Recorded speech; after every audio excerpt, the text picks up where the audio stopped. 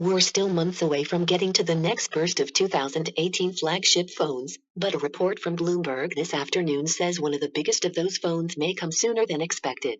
The Galaxy Note 9 is on track to be announced on August 9th, 2 weeks earlier than the Note 8 was announced last year, according to the report. Samsung reportedly intends to release the phone by the end of August. If that happens, it'd give Samsung more of a head start against this year's iPhones. Last year, the Note 8 only went on sale after the iPhone 8 and X had been announced in September, which could have depressed sales by losing would-be buyers to Apple's new tech. Supposedly, Samsung had actually been hoping to announce the Note 9 even sooner this year, but a report earlier this week said that it was delayed from July due to last-minute design changes. Bloomberg reports that Samsung plans to highlight an upgraded camera in the Note 9.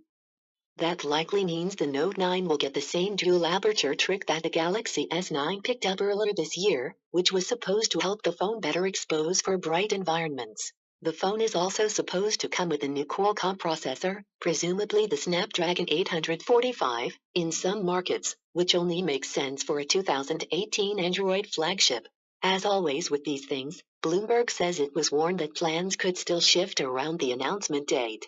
But it's easy enough to believe Samsung announced new Note models near the beginning or middle of August in the past, so this is more of a move back to its previous release schedule.